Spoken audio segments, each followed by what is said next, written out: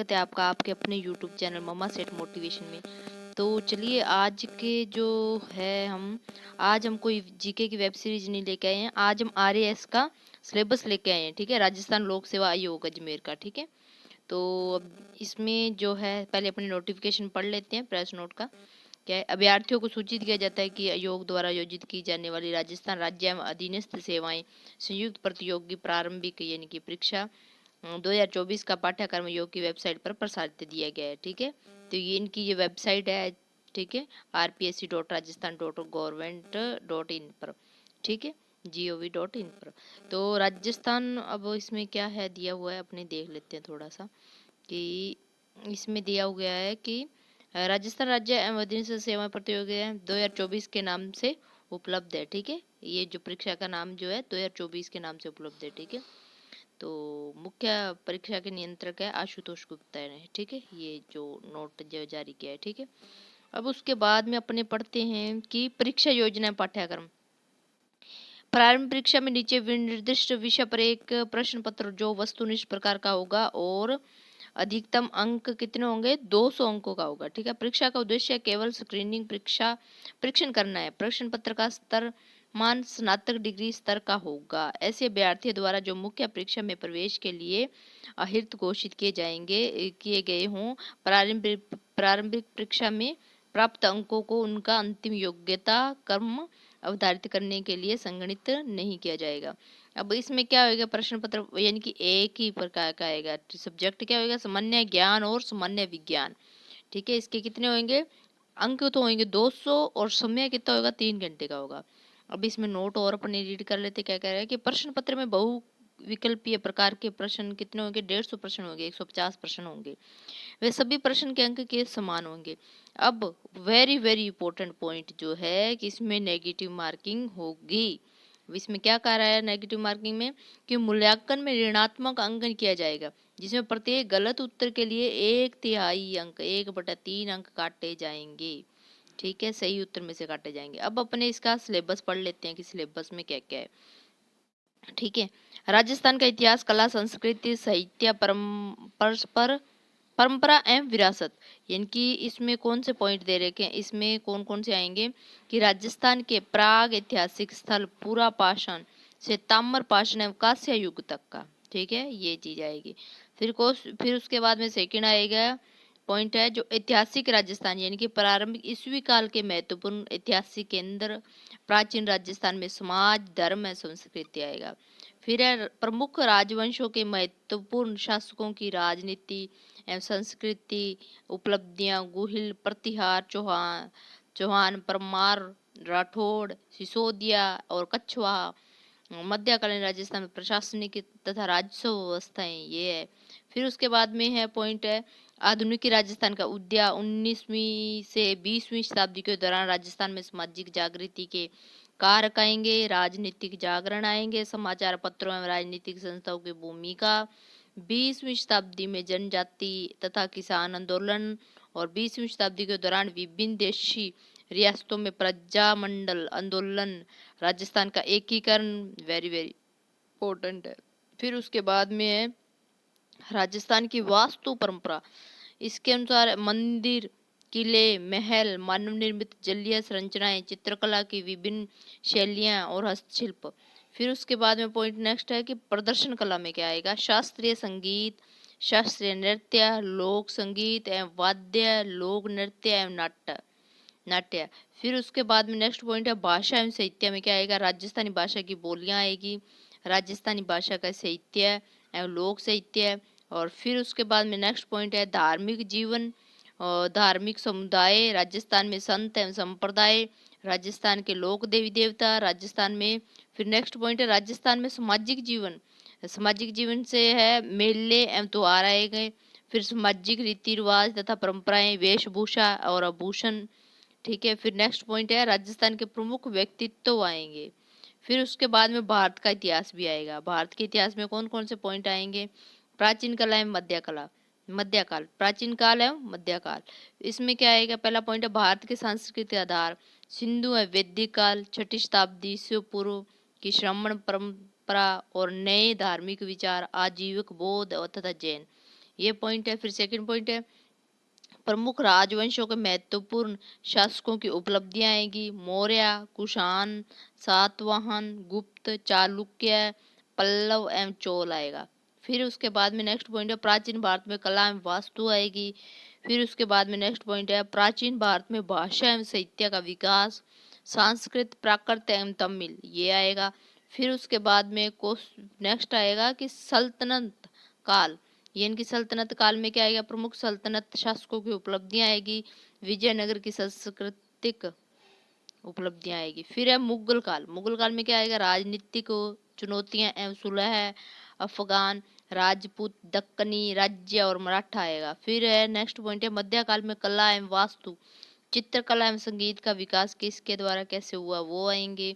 फिर उसके बाद नेक्स्ट पॉइंट है, भक्ति तथा सूफी आंदोलन का धार्मिक एवं साहित्य योगदान। फिर उसके बाद में नेक्स्ट है, आधुनिकी काल में प्रारंभिक 19वीं शताब्दी से 1964 तक का। ठीक है, आधुनिकी काल में क्या है, इसमें क्या पॉइंट पॉइंट आएंगे इसके, कि आधुनिक भारत का विकास एवं राष्ट्रवाद का उदय, बौद्धिक जागरण, प्रेस, पश्चिमी शिक्षा, 19वीं शताब्दी के दौरान सामाजिक धार्मिक सुधार, विभिन्न नेता एवं संस्थाएं आएगी। फिर उसके बाद में नेक्स्ट पॉइंट आएगा, स्वतंत्रता संघर्ष एवं भारतीय राष्ट्रीय आंदोलन, विभिन्न अवस्थाएं, धाराएं आएगी, महत्वपूर्ण योगदानकर्ता एवं देश के अलग अलग हिस्सों का योगदान, किसके किसने क्या किया। फिर उसके बाद में नेक्स्ट पॉइंट है, स्वतंत्रतोत्तर राष्ट्र निर्माण, राज्यों का भाषाई पुनर्गठन, नेहरू युग में संस्थानिक निर्माण, विज्ञान एवं तकनीकी का विकास। अब उसके बाद में नेक्स्ट पॉइंट है कि विश्व में भारत का भूगोल, यानी कि ये आएगा। अब विश्व का भूगोल में कौन कौन से पॉइंट है वो देख लेते हैं अपन। प्रमुख स्थलाकृतियां, इसमें आएगा पर्वत, पठार, मैदान एवं मरुस्थल। फिर नेक्स्ट पॉइंट है, इसमें प्रमुख नदियां एवं झीलें आएंगी। फिर कृषि के प्रकार आएंगे, प्रमुख औद्योगिक प्रदेश आएंगे। और उसके बाद में पर्यावरणीय मुद्दे क्या है, मरुस्थलीकरण, वनोन्मूलन, जलवायु परिवर्तन एवं ग्लोबल वार्मिंग यानी कि उष्मीकरण।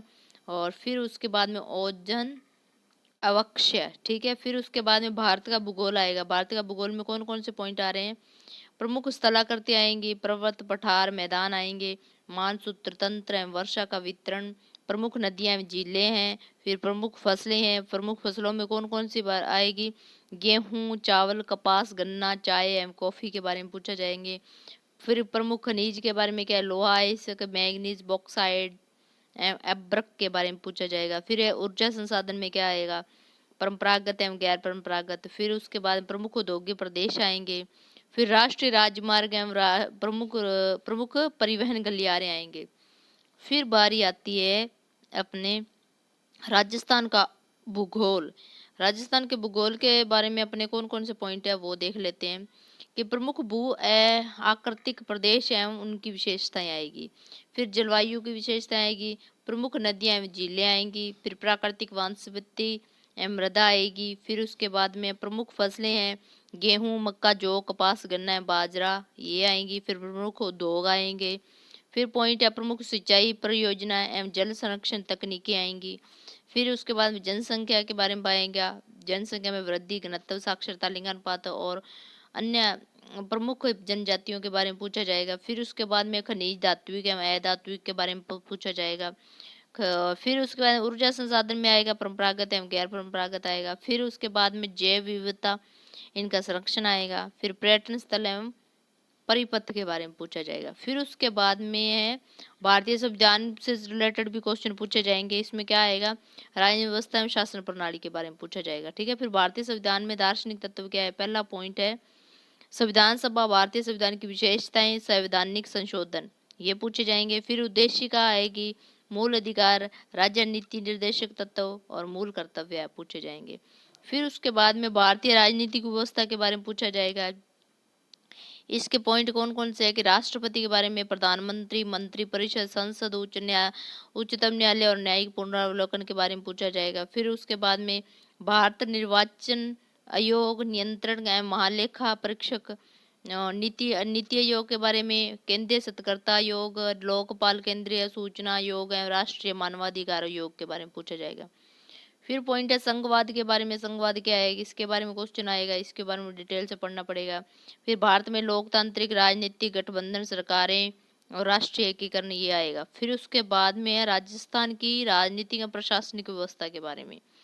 अब इसके बारे में कौन कौन से क्वेश्चन पूछे जा सकते हैं, कौन कौन से पॉइंट आएंगे। राज्य की राजनीतिक व्यवस्था आएगी, ठीक है। इसमें पहला पॉइंट है राज्यपाल के बारे में, मुख्यमंत्री और मंत्रिपरिषद, विधानसभा और उच्च न्यायालय के बारे में पूछा जाएगा।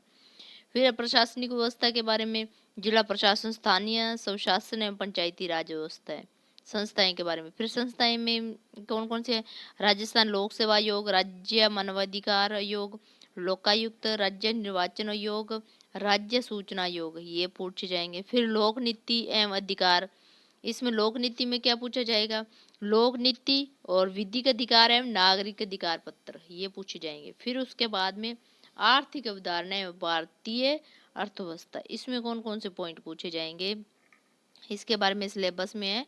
अर्थशास्त्र की मूलभूत अवधारणाएं हैं, बजट निर्माण और बैंकिंग, लोक वित्त, वस्तु एवं सेवा कर और राष्ट्रीय आय, समृद्धि एवं विकास का आधारभूत ज्ञान। फिर उसके बाद में पॉइंट नंबर 2 है कि इसमें लेखागण अवधारणा, उपकरण एवं प्रशासन के में उपयोग। फिर स्टॉक एक्सचेंज एवं शेयर मार्केट के बारे में, शेयर बाजार के बारे में पूछा जाएगा। राजकोषीय एवं मौद्रिक नीतियों के बारे में। फिर सब्सिडी लोक वितरण प्रणाली के, फिर ई कॉमर्स के बारे में। फिर मुद्रास्फीति अवधारणा, प्रभाव एवं नियंत्रण तंत्र के बारे में पूछा जाएगा। फिर आर्थिक विकास एवं योजना, आयोजन में क्या है, अर्थव्यवस्था के प्रमुख क्षेत्र, कृषि, उद्योग, सेवा एवं व्यापार क्षेत्रों की वर्तमान स्थिति, मुद्दे एवं पहल। फिर प्रमुख आर्थिक समस्याएं एवं सरकार की पहल, आर्थिक सुधार और उदारीकरण। फिर उसके बाद में मानव संसाधन एवं आर्थिक विकास के बारे में, कैसे, इसमें मानव विकास सूचकांक क्या आएगा। फिर वैश्विक खुशहाली सूचकांक और गरीबी बेरोजगारी अवधारणा, प्रकार, कारण, निदान एवं वर्तमान फ्लैगशिप जो योजना चल रही है फ्लैगशिप है ना, तो उसके बारे में पूछा जाएगा, ठीक है। फिर उसके बाद में सामाजिक न्याय एवं अधिकारिता में कमजोर वर्गों के लिए प्रावधान कौन कौन से किए गए हैं, उसके बारे में पूछा जाएगा। फिर उसके बाद में है राजस्थान की अर्थव्यवस्था। और राजस्थान की अर्थव्यवस्था में क्या है, पहला पॉइंट है अर्थव्यवस्था का वृहत परिदृश्य पूछा जाएगा। फिर कृषि, उद्योग, सेवा क्षेत्र के प्रमुख मुद्दे पूछे जाएंगे। समृद्धि विकास योजना है। फिर आधारभूत संरचना एवं संसाधन है, प्रमुख विकास परियोजनाएं हैं।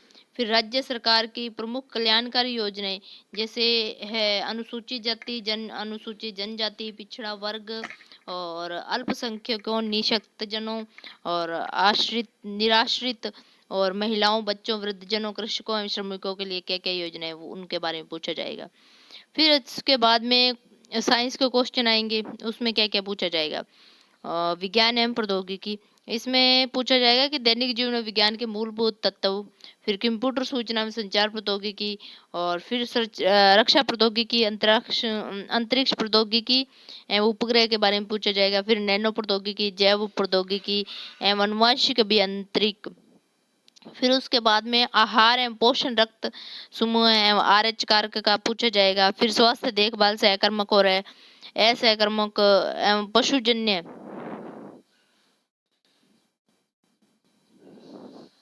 पशुजन्य रोगों के बारे में पूछा जाएगा। फिर उसके बाद में पर्यावरणीय एवं परिस्थितिकीय परिवर्तन एवं उनके प्रभाव के बारे में पूछा जाएगा।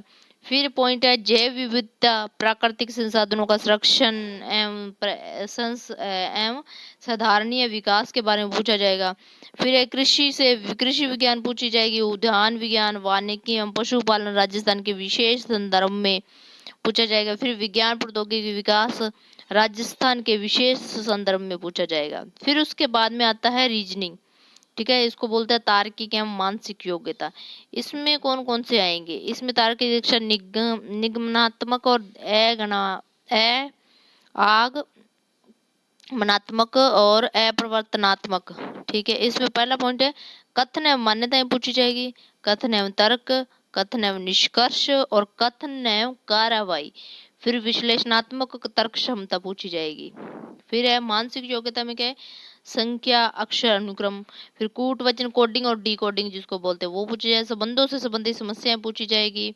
फिर दिशा ज्ञान, यानी कि जो दिशा से संबंधित होते हैं, ठीक है। जो पूर्व से, जैसे मान लो ए पूर्व से चला और 2 किलोमीटर पश्चिम में जाके दाईं ओर मुड़ा, ऐसे क्वेश्चन पूछे जाएंगे। फिर उसके बाद तार्किक व्यन आरेख पूछा जाएगा, फिर दर्पण पानी प्रतिबिंब पूछा जाएगा, फिर आकार और उनके उपविभाजन पूछे जाएंगे। फिर उसके बाद में आधारभूत संख्यात्मक दंडात्मक, इसमें यानी कि ये संख्यात्मक दक्षता, इसमें क्या पूछा जाएगा, ये मतलब मैथ के अनुपात समानुपात, ठीक है, साझा यानी कि पार्टनरशिप, ठीक है, फिर परसेंटेज यानी कि प्रतिशत, फिर साधारण चक्रवर्ती ब्याज पूछा जाएगा, समतलीय चित्रों के परिमाप एवं क्षेत्र पूछे जाएंगे, आंकड़ों का विश्लेषण यानी कि सारणी, दंड, आरेख, रेखीय आलेख, पाई चार्ट आदि पूछे जाएंगे। फिर मध्य, फिर समांतर, गुणोत्तर, हरात्मक, माध्यिका एवं बहुलक के बारे में आएगा। फिर क्रमचय एवं संचय के बारे में, फिर प्रायिकता के बारे में सरल समस्या आएगी। फिर उसके बाद में है समसामयिक घटनाएं, इसमें क्या क्या आएगा, यानी कि वर्तमान में क्या क्या आएगा, करंट जीके में राजस्थान, भारतीय एवं अंतर्राष्ट्रीय महत्व की प्रमुख समसामयिक घटनाएं एवं मुद्दे आएंगे। फिर उसके बाद में वर्तमान में चर्चित व्यक्ति, ठीक है, वर्तमान में क्या क्या हुआ है, फिर स्थान एवं संस्थाएं, फिर खेल कूद के बारे में पूछा जाएगा, खेल कूद से संबंधित जो भी गतिविधियां होंगी उसके बारे में पूछा जाएगा। और बाकी का जो आगे का ये जो सिलेबस है ये इंग्लिश में है, ठीक है। इंग्लिश के लिए जो वीडियो है जो लंबी हो जाएगी, इंग्लिश के बारे में हम नेक्स्ट वीडियो में इंग्लिश में सिलेबस के बारे में डिस्कस करेंगे, ठीक है। Thank you so much. ये जो पूरा जो सिलेबस था ये राजस्थान, ये था क्या, आरएस का था, ठीक है। इसमें आरएस में क्या क्या पॉइंट आएंगे, क्या क्या क्वेश्चन है, तो ये जो पूरा जीके, ये जो आप इसके पॉइंट है जो अच्छे से स्टडी कर लेना कि कौन कौन से पॉइंट इसमें आ रहे हैं, ठीक है। तो राजस्थान लोक सेवा आयोग अजमेर, ये जो वैकेंसी है उनके बारे में जो भी आने वाली है, ठीक है, आरएस के बारे में है, ठीक है। थैंक यू सो मच, आपने जो सिलेबस को पूरा रीड किया।